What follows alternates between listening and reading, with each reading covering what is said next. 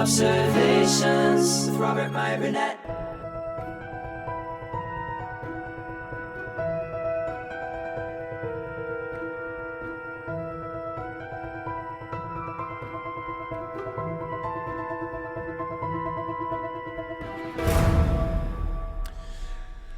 This is another interesting question. This comes from Mr. Marty Vance. Greetings, Mr. Burnett and the Post-Geek Singularity members. Since the upcoming D&D movie was brought up today, February 9th, on the John Campea Show, I was hoping to get your thoughts on a high-level topic this IP brings up. I have been an avid role player since about 1990. I've played multiple versions of D&D, but I've long since realized it doesn't provide what I want in an RPG. Most of us are familiar with the first D&D movie from 2000 starring Jeremy Irons, but fewer remember that there were two others. None were particularly good. I became aware of the new D&D movie about 3 years ago.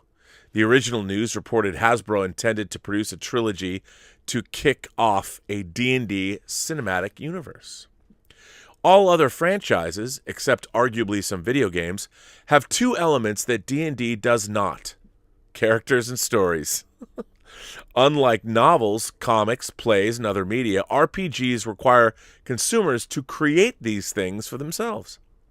D&D has plenty of lore, monsters, settings, and no shortage of MacGuffins, but it doesn't have figures that could be considered main characters by a film audience, nor any tales of such characters' exploits.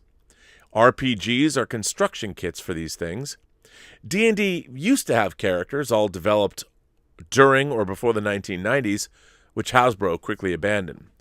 So my question is this: what fuels fandom and imbues a property with such value that someone can be willing to spend millions of dollars adapting it to the screen? If comics and books are any indication, I contend that a majority of the value comes from fans wanting to see characters and stories they already know and love on the screen. D&D has none of that to interest a general audience. All it has is an umbrella brand. Your thoughts? This is a really, really good question. Marty, thank you for this very good question. Marty is absolutely correct. D&D doesn't have characters. I mean, World of Warcraft is the same kind of thing. You know, you roll up your characters, but World of Warcraft, they have milieus and stuff. But in terms of characters, you have to bring the characters to the party. That's kind of what you do. And Marty's absolutely right that when you want to adapt something, whether you're going to adapt an IP, whether it's a novel, a comic, a video game, whatever, those are things you adapt because, hey, we've got these characters, so we're going to adapt their stories into another medium. But with a game like Dungeons & Dragons, there's just the medium. There's just the milieu. And you have to fill it up with characters. Now, I agree with you. I think part of the reason something like a D&D movie, Dungeons & Dragons, is literally the most generic fantasy thing I can imagine. Dungeons & Dragons.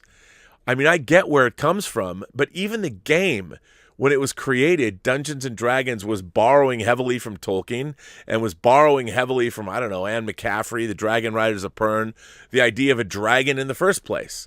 Dungeons & Dragons, it's like you want to make a medieval fantasy story? There you go, a medieval game. I can't think of a better, more all-encompassing name than Dungeons & Dragons. It rolls off the tongue. D&D. All of these things, as far as branding are concerned, perfection. You know, you can't get much better than that. Everybody knows what they are. Everybody knows what D&D is. But, of course, it's one thing when you try and change it into a film, because the problem I see with making a D&D movie is a D&D movie would, by definition, have to encompass parts of every other fantasy thing that there ever was. And you're ending up looking for the lowest common denominator, or, okay, what kind of characters do we have in Dungeons & Dragons? You can have a thief, you can have a magician, whatever. There's the monster manual, so you got monsters. You've got all the things that you need, but they're rather generic. There's no special villain. There's no real Darth Vader in D&D. Maybe you'll get a crate dragon. You could call that a D&D thing. There's a dragon. It's coming at you. But I think you're right. I think people just think, okay, D&D is popular, let's make a D&D movie, and everyone will go see it. But the problem is, you might as well be starting from scratch, because you still have to tell a great story with great characters, and just about anything to deal with medieval sorcery or fantasy is could be part of that D&D banner. I'll give you guys a little insight. The animated series that I've been working on, that is going to be announced now on the 16th. So what is that, a week from yesterday? So 6 days. It's going to be announced on the 16th. There's going to be one scene apparently, but on Friday the 19th, they're going to release the first trailer, which I have seen, and it's pretty tasty. Now, this particular project is based on a previously existing IP, and that IP is very similar to what you're talking about. It's rather generic in nature. And what has been one of the joys of working on this project is seeing how very many talented people, including the showrunner, came together, and that writing staff took all these elements that were in this particular other IP and used them as a springboard and created a very, very dense mythology that is so dense that when you get to later on in the show, particularly the third season, they had so much mythology that they really turned it on its ear, and I was like, whoa. I had a big Bill and Ted moment when I was watching the show going, oh my God. So I watched how they did it. And again, they had to really take all of these previously existing elements and really retaining them so it's recognizably what this thing is, but it has its own new life as a show, and it worked really, really well. So like with D&D, you basically have to start from scratch. You have to start from scratch. And I don't necessarily know if you're going to come up with the best movie, because one of the things about medieval storytelling, and you want to talk about medieval magic, is a lot of it is in fact the same, because you've got the same mythological creatures. Like a dragon appears in how many different things? There are the dragon riders of Pern. There's the desolation of Smaug. Let's go to the Misty Mountains. There's all kinds of dragons. There's the last dragon. There's the Vermithrax pejorative and Dragon Slayer.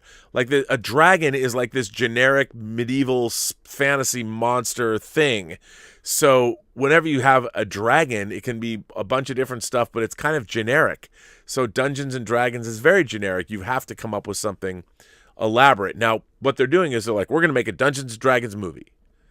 Well, okay. Anybody who plays, I want to go. I want to hear these characters in the monster manual. I want to see them come to life or whatever. And that's fine. But I don't think that's the best way. I mean, on paper, it sounds like, yep, everyone knows Dungeons and Dragons. We're going to make a Dungeons and Dragons movie. Although I pity the fools who have to write that script, because then they still have the problem of writing a generic fantasy script that'll hopefully represent what Dungeons and Dragons means. What a pain in the ass. So I agree with you. I think at the end of the day, it's a really hard thing to do. And I think that the majority of the value of an IP, and maybe Hollywood needs to understand this, I think your contention here, if comics and books are any indication, I contend that a majority of the value comes from fans wanting to see characters and the stories they already know and love on the screen. I think that's exactly right. And I think that's problematic when the reason people, when they adapt a video game or a property like, I don't know, Dungeons and Dragons, the people that are making the movies want to make it their own, so they screw things up, and it doesn't work so well. Hence the Assassin's Creed film. It's hard. It's really hard. Like, look, I love the Capcom games, Onimusha and Devil May Cry. Now, I love Dante, man. I love playing Dante. I remember putting that I think it was PlayStation 2. When I first played Devil May Cry, I'm like, this shit rules. I love this. And I loved Samanosuke in Onimusha too. And 1, 2, and 3. But other than this vague, loose plot, you're basically, it's the gameplay. You're running through these dungeons or castles and killing a bunch of monsters, and it was awesome. I've got a sword and guns. Woohoo! It was great, but there's no story there that you can make a movie after. You've got this vague notion of, okay, Dante is this character, and he's fighting against the hordes of hell or whatever, but there's no story there. So if you decide, I want to make a Devil May Cry movie, first of all, you got the title because Devil May Cry is badass. Dante is a badass character with his white hair and his kind of awesome maroon leather jacket, and he kicks ass. So you've got these very basic elements. People are like, oh, let's make a Devil May Cry movie, or let's make an Onimusha movie. Who doesn't want to see that? And then, well, I don't necessarily want to because there's no story, and that's why video game movies have sucked. And I think, that's problematic. And like you just said, a D&D movie, what is it? I think it'd be very difficult to make a Dungeons & Dragons movie and make it well because of the fact that it's basically Dungeons & Dragons is generic fantasy action that is curated, and it's made awesome because of the people that you're playing it with.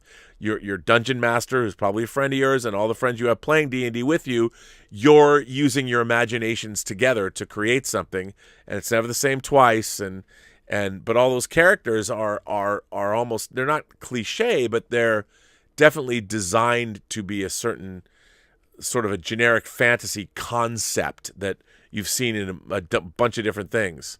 Whether you call them dwarves or hobbits or whatever the hell you're going to call them, you understand what they are.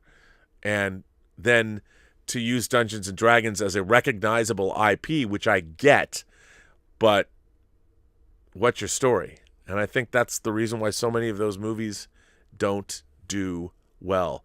But on the other hand, if somebody knows their shit and can come up with a really great fantasy conceit and put it under the D&D banner, I'm like, more power to you.